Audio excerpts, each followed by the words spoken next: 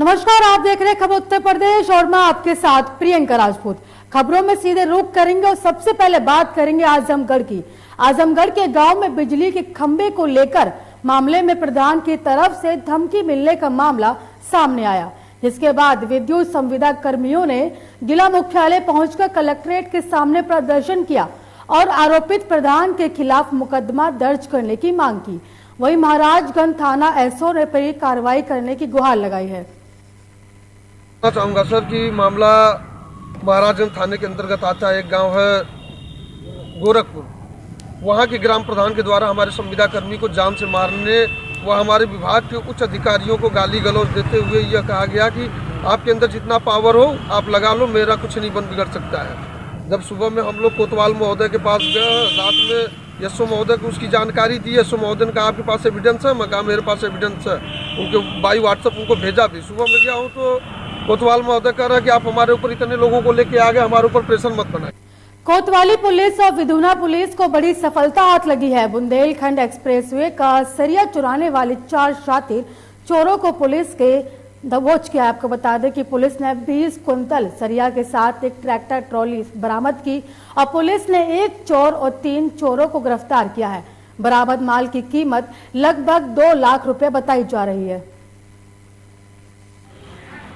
दिनांक 10 तारीख को थाना कोतवाली और थाना विधुना पुलिस को ये सूचना मिली थी कि जो एक्सप्रेसवे बुंदेलखंड एक्सप्रेसवे हमारे जनपद से होकर के उधर रहा है, वहाँ कंस्ट्रक्शन का काम चल रहा है और वहाँ कुछ लोहे का सरिया और लोहे का कुछ सामान कुछ लोगों द्वारा चुरा लिया गया है।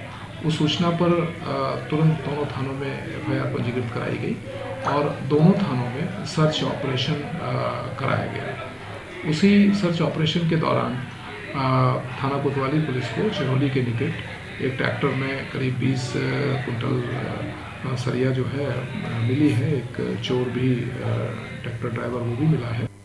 अलीगढ़ में गांव दिनावली में बीते एक प्रेमी युगल ने प्रेम प्रसंग के चलते गांव से फरार होकर कोर्ट में शादी रचा ली। इसी को लेकर लड़के पक्ष के लोगों ने मारपीट कर दी और जिससे दोनों पक्षों की ओर से एक एनम सहित आधा दर्जन लोग घायल हो गए। दोनों पक्षों के लोग घायल अवस्था में अपनी गुहार लगा लेने के लिए थाने पहुंचे और जहां पुलिस ने सभी घायलों को उपचार के लिए सीएचसी भर्ती कराया, जहां एक व्यक्ति की हालत गंभीर देखते हुए डॉक्टरों ने जिला अस्पताल रेफर कर दिया। वहीं आपको बता दें कि लड़के के पक्ष के विजेंद्र सिंह ने मारपीट के साथ लूटपाट का आरोप लगाया। क्या नाम है तुम्हारा? विजेंद्र नाम है। क्या मामला है? ये गांव कौन सा है? गांव दिनावली है। मामला क्या है ये आपका? मैं अपनी परचूनी की दुकान खोल रहा था तो मेरी दुकान पर ये लोग आए जिनका एफआईआर में नाम है। उन्होंने मुझसे मारपीट की। मारपीट करके मेरी पत्नी को मारा। मेरी पत्नी सामने खड़ी है। पत्नी की डॉक्टरी करा रहे या नहीं करा रहे मुझे पता नहीं। मेरी डॉक्टरी के लिए कराने के लिए वो कह रहे हैं पुलिस वाले। कम से कम नहीं 20-25 लोगों ने डंडों से मारा पीटा है। तो मामला क्या था, किस बात को लेकर? बता रहा हूँ। मेरी परचूनी की दुकान से 1500 रुपये निकाल लेंगे। पत्नी की चांदी की चैन तोड़ लेंगे। चांदी की चैन बनी हुई है। राकेश नाम है। थोड़ा जोर से बोलो। राकेश। गाँव दिनावली। अच्छा, क्या मामला है? ये मारपीट हुई है, क्या मामला है? हमें तो कोई हमारी तो लड़की भागी है। मैं तो अपने घर पर ही था। ये लोग गाली गलौज करते हैं। कौन लोग करते हैं गाड़ी को? आरोपी पक्ष के? मुझे लड़का पक्ष के। फिर मैं इनसे पूछ लूँगा, मारपीट करती मेरे साथ। क्या लोग घायल हो गए? 2 लोग मेरे और मेरी घरवाली और कोई ना हाँ। पुलिस कार्रवाई कर रही है इसमें? पुलिस एप्लीकेशन दे दी। अब देखो क्या करते पुलिस माना करें। क्या नाम है तुम्हारा? मेरा सतपाल है, राजपत सतपाल। कहाँ के रहने वाले हो? मैं दिनावली को। तो मामला क्या हुआ है? मामला पहले मारे 2 साल पहले मैं हुआ यही पैसा पुलिस पर मारो और पुलिस पर फिर मेडिकल को इलाज चलो मेरा और अभी चल रहा मेडिकल को इलाज। फिर मारो ये 15 दिन पहले 10 दिन पहले फिर कल मार आज सवेरे मारो जाने यहाँ मारो। देखो यहाँ मारी मेरी लड़ा कर मेरे मारो भीतर ले गया मारो फिर जाने और बहू मारी। फिर बहू को फटी गई। अलीगढ़ के नादा में अभिमन्यु गेस्ट हाउस में मुख्यमंत्री सामूहिक विवाह आयोजन के तहत 470 जोड़ों के विवाह का आयोजन किया गया, जिसमें कुल 470 जोड़ों का विवाह हुआ और जिसमें 455 हिंदू जोड़े और 15 मुस्लिम जोड़े शामिल रहे। मौके पर पूर्व मंत्री जयवीर सिंह ने नवविवाहिता जोड़ों को आशीर्वाद दिया। वहीं जिला समाज कल्याण अधिकारी ने बताया कि जैसे जैसे जोड़े आ रहे हैं वैसे वैसे उनकी शादी का कार्यक्रम सुचारू रूप से चलता रहेगा। इसमें अभी तक 470 जोड़ों का रजिस्ट्रेशन हो चुका है और मुख्यमंत्री सामूहिक विवाह आयोजन के तहत 35,000 कन्या के खाते में भेजे जाते हैं और 10,000 का सामान दिया जाता है, तो साथ ही 6,000 आयोजन में खर्च किए जाते हैं। माननीय मुख्यमंत्री सामूहिक विवाह आयोजन का कार्यक्रम है आज, और उत्तर प्रदेश की सरकार, भारतीय जनता पार्टी की सरकार, उत्तर प्रदेश के माननीय मुख्यमंत्री योगी आदित्यनाथ जी और माननीय देश के लोकप्रिय प्रधानमंत्री मोदी जी, उनका एक सपना था कि उजले पिछड़े मजलूम गरीब मजदूर किसान के लिए उनका विकास हो, उनको न्याय मिले, उनको इंसाफ मिले और निश्चित रूप से उनकी तकदीर और तस्वीर बदले। आज उसी के अनुरूप आज गरीब मजदूर किसान की बेटियां जो आर्थिक तंगी कारण जिनकी शादी विवाह संपन्न नहीं हो पाते थे, आज माननीय मुख्यमंत्री जी के आशीर्वाद से उन गरीबों की आज शादियां बहुत हंसी और उल्लास के साथ मनाई जा रही हैं। पूर्व विदेश मंत्री सलीम इकबाल शेरवानी अलीगढ़ पहुंचे, जहां उन्होंने बीजेपी पर जमकर प्रहार किया। कहा कि जिस तरह से भाजपाइयों के द्वारा लाल टोपी पर प्रहार किए जा रहे हैं, आगामी चुनावों में लाल टोपी का कमाल नजर आएगा। पूर्व मंत्री सलीम शेरवानी ने अलीगढ़ में पत्रकारों से बातचीत में करते हुए कहा कि 2022 का चुनाव नजदीक है और समाजवादी पार्टी के द्वारा जोरों शोरों से तैयारियां की जा रही हैं। आज मेरा कोई राजनीतिक प्रोग्राम नहीं था।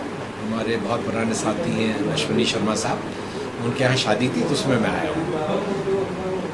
तो अभी 2022 का चुनाव नज़दीक है और सीट को लेकर कैसे समाजवादी पार्टी द्वारा तैयारियां की जा रही हैं, क्या कहेंगे? देखिए, समाजवादी पार्टी का लक्ष्य है कि इस दफ़ा उत्तर प्रदेश में हमारी सरकार बने और सरकार बनने के लिए हमें 200 का आंकड़ा पार करना है, क्योंकि 403 सीटें हैं। अगर हम 200-250 सीटों पे पहुंचेंगे तभी हमारी सरकार बनेगी। तो हमारा जितनी कोशिश है वो यही है कि हम अच्छे उम्मीदवार उतारें, हम ऐसे लोगों को अपनी पार्टी से लड़ाएं जिनकी अपनी क्षमता है वोट लेने की। उसके बाद पार्टी का वोट जुड़ेगा, फ्लोटिंग वोट उसमें जुड़ेगा, जो बीजेपी से नाराज़गी का वोट है वो उसमें जुड़ेगा, और उसको लेके हम अपना आंकड़ा जो हमारा बन रहा है 300-325 सीटों का, हम उन तक पहुँचेंगे। आज अमेठी से बड़ी खबर सामने आ रही है। बता दें कि सड़क किनारे गंभीर रूप से घायल अवस्था में एक अधेड़ का शव मिला। इस वक्त की बड़ी और अहम जानकारी आपको अमेठी से दिखा रहे हैं, जहां पर सड़क किनारे गंभीर रूप से घायल एक युवक का शव मिला। बताया जा रहा है कि इलाज के दौरान अस्पताल में अधेड़ की मौत हो गई। इस वक्त की बड़ी और अहम जानकारी आपको अमेठी से दिखा रहे हैं, जहाँ पर सड़क किनारे गंभीर रूप से घायल अधेड़ मिला। तो बताया जा रहा है कि इलाज के दौरान अस्पताल में अधेड़ की मौत हो गई। तो वहीं मृतक की पत्नी ने अपने सगे देवर पर हत्या का आरोप लगाया है।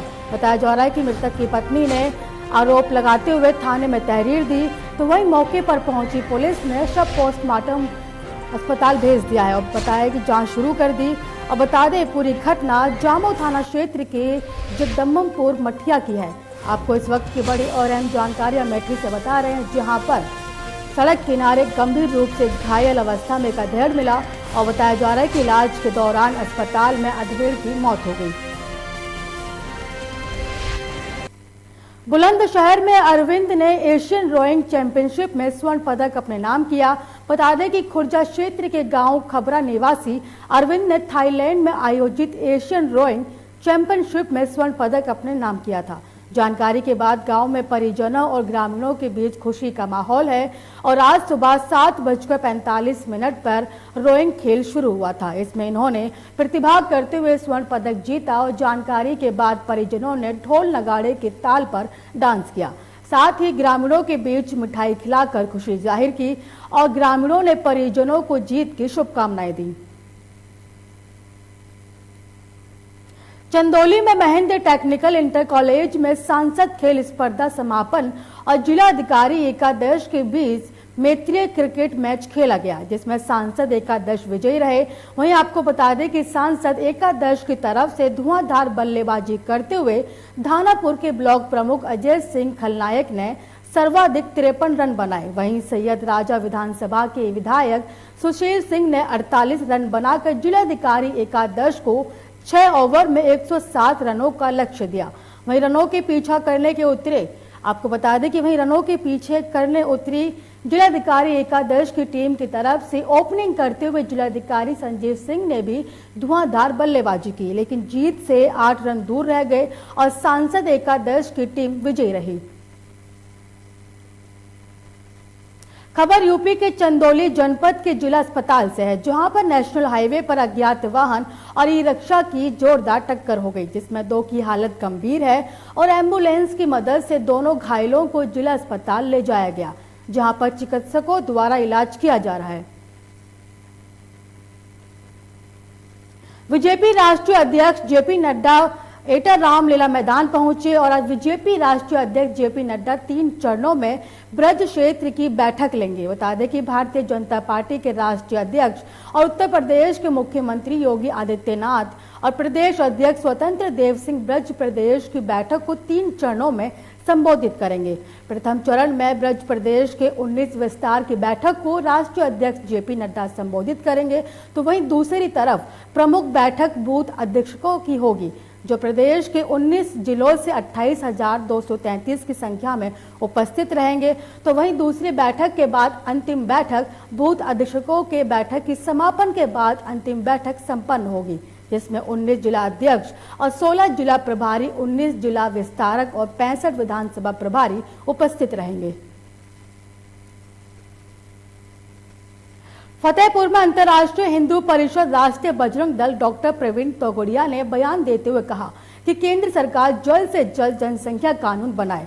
वहीं उन्होंने कहा कि सीएम हिंदू होगा, चाहे वो हिंदू हनुमान भक्त हो या राम भक्त, उसी का सीएम बनेगा। वहीं उन्होंने ये भी बताया कि इस बार के चुनाव में 412 सीटें मिलेंगी और सीट अगर बीजेपी की आएंगी तो राम भक्त होगा, अखिलेश की सीट आएंगी तो हनुमान भक्त होगा। जिनके पुरखों ने मुगलों के सामने झुककर इस्लाम नहीं स्वीकारा, वही हमारे महंत जी हैं। वहीं अखिलेश यादव हैं, सभी हिंदू जिन्होंने इस्लाम नहीं स्वीकारा वे दिल के टुकड़े हैं। कोई राइट है, कोई लेफ्ट है, राजनीति में सब संभव होता है। अब से हिंदुओं की जनसंख्या बढ़ रही थी। भारत सरकार के 1 महीने पहले लेटेस्ट रिपोर्ट के आधार पर देश में जनसंख्या वृद्धि दर 2 हो गया है, मानी देश की जनसंख्या स्थिर रहेगी, पर उसमें हिंदुओं का जनसंख्या वृद्धि दर घटकर 1.7 पौने 2 अर्थात 2 हिंदू पौने 2 बच्चे पैदा करेंगे तो देश में हिंदुओं की जनसंख्या घटने का क्रम सृष्टि शुरू हुई तब से पहली बार हो रहा है। लखीमपुर खीरी से बड़ी खबर सामने आ रही है। बता दें कि संदिग्ध अवस्था में एक युवक का शव लटका मिला। इस वक्त की बड़ी और अहम जानकारी आपको लखीमपुर खीरी से आपकी टेलीविजन स्क्रीन पर दिखा रहे हैं, जहां पर संदिग्ध अवस्था में लटका मिला युवक का शव। बता दें कि परिजनों ने जताया पुरानी रंजिश के चलते हत्या की आशंका जताई है और बता दें घटना स्थल से 200 मीटर की दूरी पर युवक का शव मिला। आपको इस वक्त की बड़ी और अहम जानकारी लखीमपुर खीरी से आपकी टेलीविजन स्क्रीन पर दिखा रहे हैं, जहां पर संदिग्ध अवस्था में लटका मिला युवक का शव। तो वहीं परिजनों ने पुरानी रंजिश के चलते हत्या की आशंका जताई है। तो बताया जा रहा है कि घटनास्थल से 200 मीटर की दूरी पर युवक का शव मिला, साथ ही मोबाइल और साइकिल भी बरामद की गई। बता दें इस वक्त की बड़ी और अहम जानकारी आपको लखीमपुर खीरी से दिखा रहे हैं, जहां पर एक युवक का शव मिलने से हड़कंप मच गया। तो वहीं पर परिजनों ने पुरानी रंजिश के चलते हत्या करने की आशंका जताई है। लखनऊ के मोहनलालगंज में बीजेपी के वरिष्ठ पदाधिकारियों ने राशन वितरण का कार्यक्रम शुभारंभ किया। इस कार्यक्रम में महामंत्री समेत तमाम बीजेपी के कार्यकर्ताओं ने लाभार्थियों को राशन वितरण किया और साथ ही विधानसभा चुनाव को देखते हुए मुख्यमंत्री योगी आदित्यनाथ ने मार्च तक राशन लाभार्थियों को निःशुल्क देने की बात कही। इसी क्रम में आज मुख्यमंत्री योगी आदित्यनाथ ने राशन वितरण निःशुल्क का कार्यक्रम शुभारंभ किया और पूरे प्रदेश में बीजेपी के तमाम कार्यकर्ताओं को निर्देशित किया गया कि क्षेत्र में सरकारी राशन की दुकानों पर पहुंचकर लाभार्थियों का राशन वितरण करें। आज तक किसी ने अगर गरीबों के बारे में किसी पार्टी ने सोचा है तो वो सिर्फ भारतीय जनता पार्टी ही है। तो वो भारतीय जनता पार्टी ही गरीबों के बारे में जब सोच रही है तो रोटी कपड़ा मकान हर चीज़ की सुविधाओं के लिए वो नई नई योजना लेके आ रही है। तो उसी में से ये जो हमारी डबल इंजन की पार्टी है वो अन्न वितरण भी करा रही है, वो भी मुफ्त। और ये जो है डबल जो है अन्न वितरण करवा रही है। देखिए, आदरणीय प्रधानमंत्री और मुख्यमंत्री योगी आदित्यनाथ जी के द्वारा दिशा निर्देश प्राप्त हुए हैं कि आज 12 तारीख से खाद्यान्न का वितरण शुरू करना है, प्रारंभ करना है, जिसमें अंतर्गत गेहूं चावल और इस बार से गेहूं चावल तो पहले भी इसमें मिलता रहा, इस बार से आयोडीन तेल नमक और चना दाल एवं नमक, ये 3 चीज़ें प्रत्येक अंत्योदय कार्ड धारक को, प्रत्येक पात्र गृहस्थी कार्ड धारक को वितरण किया जाएगा।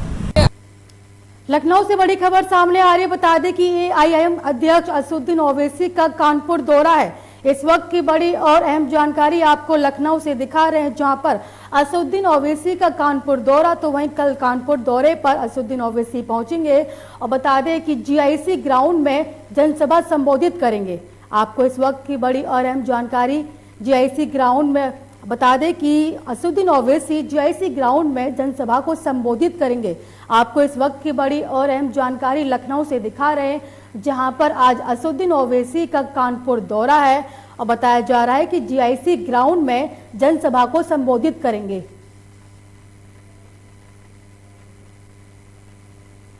मिर्जापुर के कुंवर आनंद सिंह अपना दल कमेरावादी पार्टी के वरिष्ठ कार्यकर्ताओं को प्रदेश का सचिव दायित्व पद दिया गया, जिससे कार्यकर्ताओं में खुशी का माहौल है। वहीं इमिलिया चट्टी के वभनी गांव के पंचायत भवन पर प्रेस कॉन्फ्रेंस कर जानकारी दी। आपको बताते चले कि कुंवर आनंद सिंह वर्तमान ग्राम प्रधान भी हैं, वभनी अतरौली कला ग्राम सभा के साथ ही एक सामाजिक व्यक्ति भी हैं। समाज सेवा करना अपने को लक्ष्य मानते हैं। तो वहीं मीडिया द्वारा 2022 के चुनाव को लेकर जब सवाल पूछा गया तो उनका कहना है कि हमारा अपना दल कमेरावादी पार्टी का समाजवादी पार्टी से गठबंधन हो गया है। हम लोग आने वाले विधानसभा चुनाव में मजबूती के साथ चुनाव लड़ेंगे। कमेरावादी पार्टी का आपको प्रदेश सचिव बनाया गया, बहुत बहुत बधाई। साथ ही पार्टी के मजबूती को लेकर किस तरह से आप क्षेत्र में काम करेंगे? हम पार्टी की मजबूती को लेकर पूरे तन मन धन से हम लगे हैं। हमारे साथ और जो लोग हैं सब लोग को हम अपने साथ लेकर चल करके पूरे चुनाव में पूरे हर गांव पर बूथ स्तर पर हम अपने चुनाव को मजबूत बनाने की स्थिति में काम करेंगे। मुख्यमंत्री की महत्वाकांक्षी योजना में शामिल सामूहिक विवाह में 160 जोड़े एक दूजे के साथ हुए। अग्नि को साक्षी मानकर जीवन के पथ पर कदम बढ़ाते हुए गृहस्थ आश्रम में प्रवेश किया। मिर्जापुर के राजगढ़ में किसान इंटर कॉलेज में आयोजित मुख्यमंत्री सामूहिक विवाह समारोह में वर वधू ने 7 फेरे लिए और साथ ही सामूहिक विवाह में ऊर्जा राज्य मंत्री ने वर वधू को आशीर्वाद दिया। कहा कि 7 फेरे लेने के 24 घंटे में अगर बैंक खाते में 35,000 रुपए ना पहुंचे तो शिकायत करें। आज सामूहिक विवाह है, कितने जोड़ों का विवाह है, क्या व्यवस्थाएं हैं? भाई साहब, आज सबसे पहले तो मैं आपको बहुत बहुत धन्यवाद देना चाहता हूं कि आज ऐसे पुनीत और पावन पर्व पर एक तरह से 9 युगल जोड़ी के 164 जोड़ों का यहाँ पर सामूहिक विवाह माननीय मुख्यमंत्री उदारवादी विचारधारा के प्रदेश के वाहक आदरणीय श्री योगी आदित्यनाथ जी के निर्देश में, उनके आशीर्वाद से आज यह कार्यक्रम आयोजित हुआ है, जिसमें 164 जोड़े इस विधानसभा के विकासखंड लालगंज, हलिया और छानबे से उपस्थित हैं। मिलते हैं एक ब्रेक के बाद, देखते रहिए लोकमंच न्यूज। कोरोना से बचने के रामबाण उपाय। भीड़ भाड़ वाली जगहों पर जाने से बचें। खांसी और बुखार हो तो किसी के साथ संपर्क न रखें। विटामिन सी युक्त फलों का सेवन करें। सार्वजनिक जगहों पर न थूकें।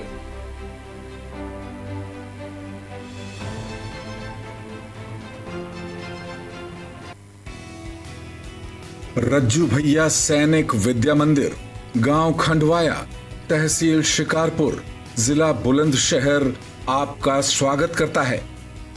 रज्जू भैया सैनिक विद्या मंदिर एक राष्ट्रीय प्रकल्प है जिसका मुख्य उद्देश्य विद्यार्थियों को एनडीए व अन्य माध्यमों से भारतीय सेना में प्रवेश दिलाना है। भारतीय सेना में अपने बच्चों का उज्जवल भविष्य बनाने के लिए रज्जू भैया सैनिक विद्या मंदिर में प्रवेश दिलाएं। प्रवेश प्रक्रिया प्रारंभ हो चुकी है। 31 दिसंबर 2021 तक रजिस्ट्रेशन किए जा सकते हैं तथा लिखित परीक्षा 16 जनवरी 2022 को होगी।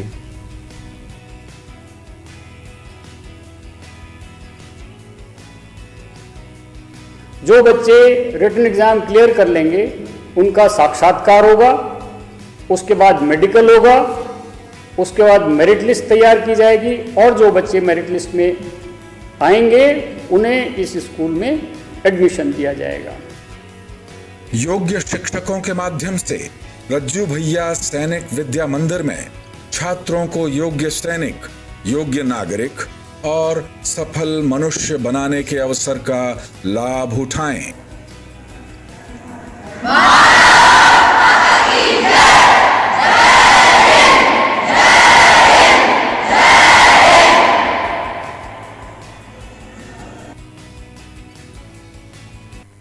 खबरों में आगे बढ़ेंगे और बात करेंगे मुरादाबाद की। नगर निगम के एक वार्ड पार्षद ने आगामी एमएलसी चुनाव में होने वाली खरीद फरोख्त का एक वीडियो सोशल मीडिया पर वायरल करते हुए इस चुनाव की पोल खोल कर रख दी है।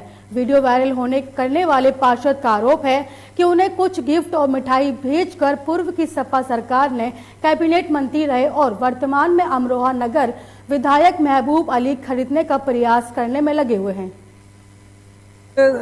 दानिश नाम का एक लड़का मेरे पास आया था जो कल एक मिठाई का डिब्बा और एक शॉल लेकर मेरे पे पहुंचे थे वो शाम। ये वीडियो है, ये दानिश है, इसमें दिख रहा, ये देखिए। और उन्होंने मुझे कहा था कि महबूब अली विधायक जी ये हैं, इनका बेटा है, ये लोग एमएलसी की तैयारी कर रहे हैं और आप लोगों को ये मिठाई भेजी है उन्होंने। तो मिठाई और शॉल है ये मेरे पास। तो मैं उन्हें जानता भी नहीं हूँ। उस लड़के से मैं 2-3 दिन पहले एक मिला था, चक्कर की मिलक वार्ड का है वो। लेकिन इसी बीच में हुआ क्या मुझे पता नहीं था, उसने मुझे वहाँ बुलवाया। तो मैं ऑफिस में जब गया तो उसने मुझे शॉल और ये कहा, बोले ये आपको भिजवाया गया है और बाकी बात विधायक जी समय आते ही आपसे करेंगे। सोनभद्र में ट्रक और कार की टक्कर होने की खबर सामने आई। हादसे में एक बच्चे की मौत हो गई जबकि 3 बच्चे, 2 महिलाओं समेत 7 लोग गंभीर रूप से घायल हुए हैं और सूचना पर पहुंची पुलिस राहत बचाव कार्य में जुटी हुई है। सभी घायलों को अस्पताल में भर्ती कराया गया और 5 घायलों की हालत गंभीर होने पर उन्हें ट्रामा सेंटर रेफर किया।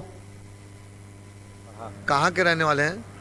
हम तो रहने वाले हैं, झारखंड के रहने वाले हैं। बाकी हम जिंदगी भर हमारा बीत गया एक गोपाले साहब।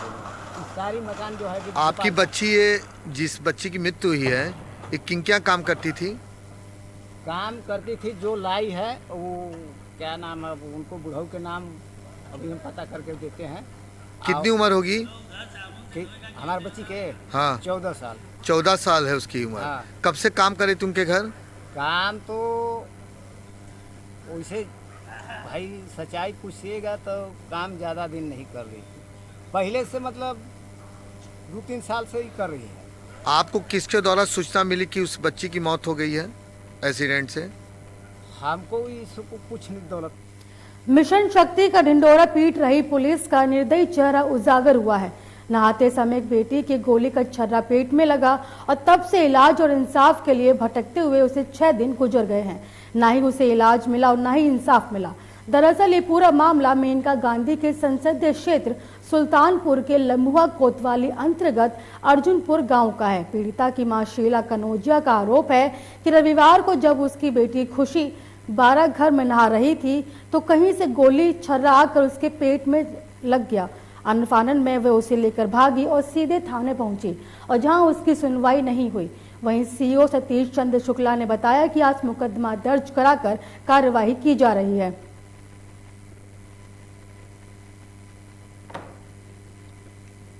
इस बुलेटिन में मुझे दीजिए इजाजत और देश की तमाम खबरों को देखने के लिए देखते रहिए लोकमंच न्यूज।